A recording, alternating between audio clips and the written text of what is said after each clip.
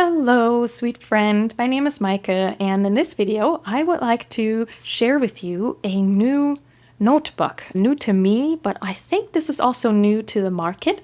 This is the Midori MD Notebook in Thick. So this has thicker paper in it, which is very exciting. So in comparison to their regular notebook line, which there the paper has about 80 GSM, this has 141 GSM. So that's really nice. I don't know if you can tell by me just flipping through how much sturdier the paper is. So that is really nice. I'm thinking that this is going to be a sketchbook. I love Midori paper for drawing with fountain pens and drawing with Tombow markers and using watercolor. But something that is a little, I don't know if frustrating is the right word, or inconvenient maybe, is that because of the 80 GSM, it does have quite a bit of ghosting to it. So here you can see the drawing that I did on this side of the page, which isn't even drawn in black. This is like a gray fountain pen. You can very clearly see it on the other side.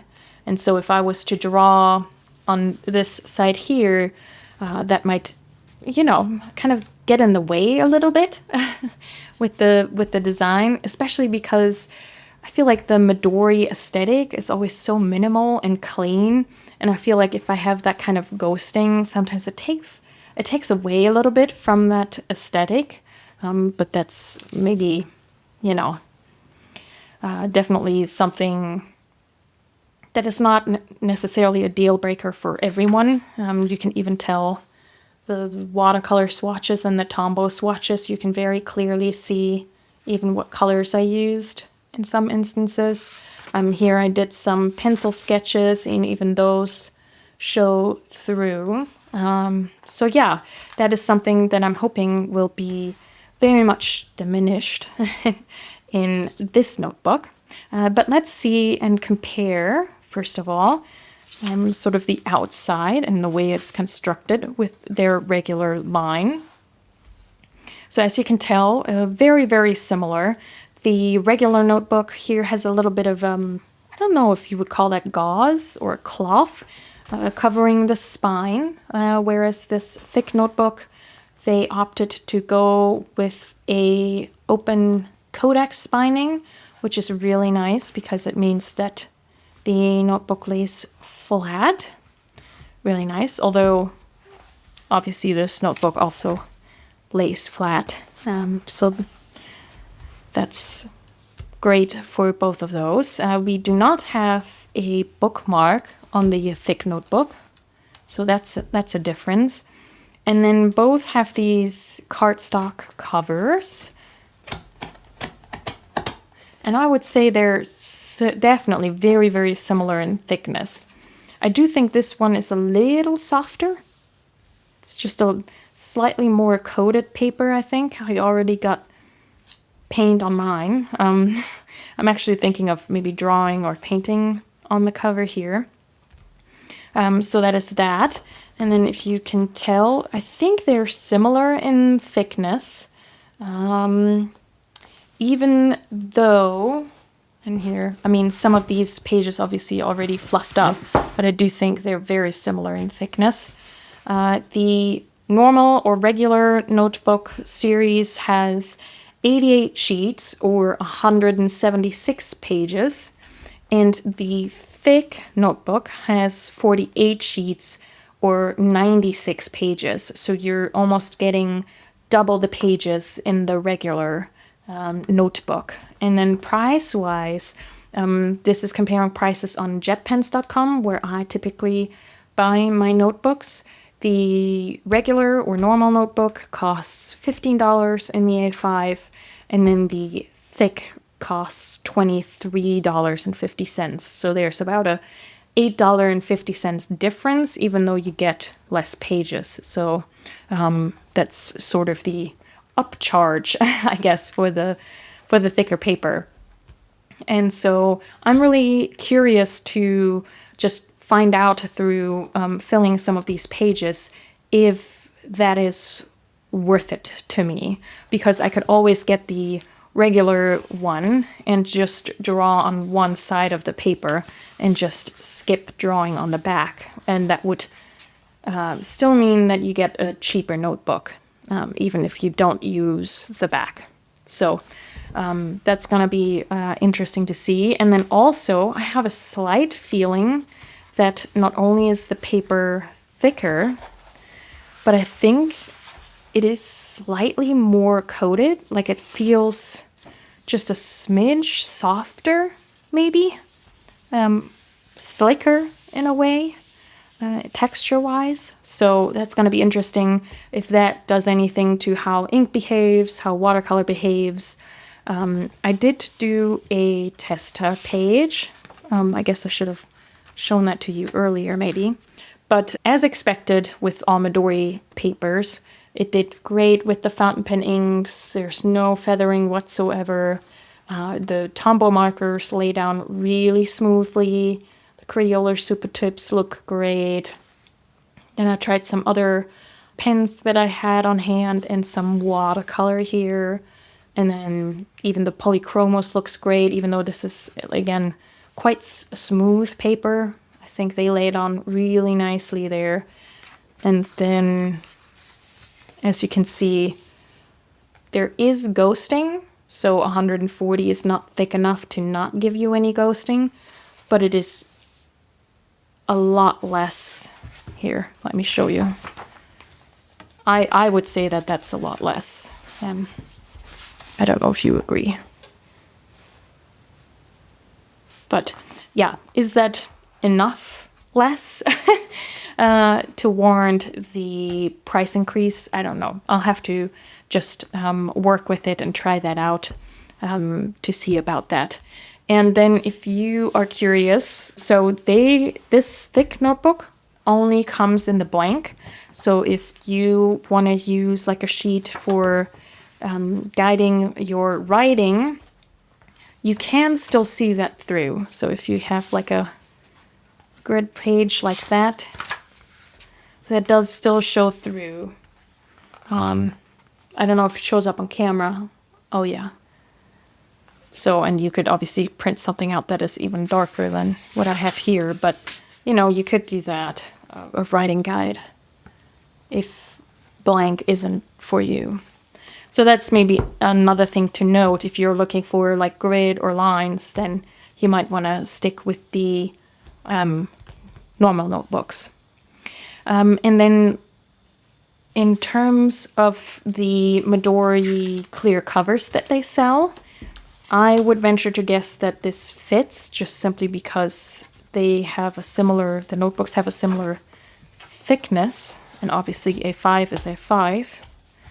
So this should slip right on. Oh, I broke mine a little bit. There we go. Yeah, that fits just like it should. So there's that. So you should be able to just use all of your covers that you have for your regular notebooks. So yeah, I think I am going to just play around in this, finish up a couple spreads with some different media, and then I'll be back and let you know what my first impressions are after using this notebook. And I'm back. It's been a couple weeks and I've been able to test this out with all of the media that I tend to use in a sketchbook. And I also decorated the cover with some watercolor swatches. I always love how watercolor swatch pages look, and so I decided why not make that a cover decoration. So that's really fun that the Midori covers are the same paper, and so you can use the same media on them with, yeah, very little buckling there for sure. And so I started off with something very simple with just a fountain pen and a document black ink. Really nice, crisp lines, no feathering whatsoever. And as you will hopefully be able to tell, very little show through. So you can see a little bit of, here's one lamp peeking through. that is very faint, especially compared to how much you can see through just the regular Midori paper. So that's really nice. That's definitely something that I was expecting to get out of this notebook. And so yeah, then trying out some watercolor here, looking really nice. Some pencil, that works just fine. Then trying out some more watercolors. Also because I switched up how I had set up my little watercolor palette, and so I figured why not document what I had in there, because that changes, well, not regularly, but I'm still fine-tuning some things, and then I just did some color combinations, or seeing what I can come up with the palette as it is. And again, really nice. You can barely see it on the other side, so yeah, no problem whatsoever. And if I hold it up like this, you can tell that there's a little bit of warping in the paper, but for it not being watercolor paper, it does really, really well. Same here, these were very wet. I did a lot of like wet and colors blending into each other, and this is, you know, super acceptable for how thin this paper is. And again, it's not watercolor paper. I think that is very little warping considered what I put on the paper. And then here I tried to go even more ham with the color. So I did this splotchy page and then decided to find a character within that. And again, there's almost no show through. I was able to do these very faint pencil sketches with no problem on the back side. I mean, that's incredible. Here I swatched the Tombow markers that I have, so I think they look very smooth, very nice. No issues there. And then this is the most color of all the watercolor things that I tried. There's several layers in this. As you can see, I did a colorful layer first, and then just went around and carved out the tree with some more watercolor layering, and then went super black with the, I was going to say the stem, but that's not right, for the tree, for the tree trunk and the birds. And then I left the back page empty so you can see, like, you can tell that there is something rectangular on the previous page, but I mean, that is magical. That is really, really impressive. And so that's as far as I have gotten. So I am very impressed. The one thing that I'm still unclear about is whether or not this paper is coated differently or not. I mentioned that in the previous section. And I did look on the Midori website, and it's a little bit inconclusive. So the quote that they have on there says this: this notebook is made with MD paper thick, a thicker paper that provides all the same comfort as the standard MD notebook with extra protection from bleed through. So I don't know what extra protection, if that just is them saying, oh yeah, it's extra protection because it's thicker, or is it also formulated a little differently so that it has that slightly slicker feel to it, as if, I mean, I'm sure they're not putting plastic in the paper, but that's kind of what it feels like. It's just that touch smoother. I don't know. And I do think it makes watercolor look slightly different on this paper. I'm not sure if I'm going to be able to show that to you. And I'm also, to be honest, not sure if I'm just imagining things, but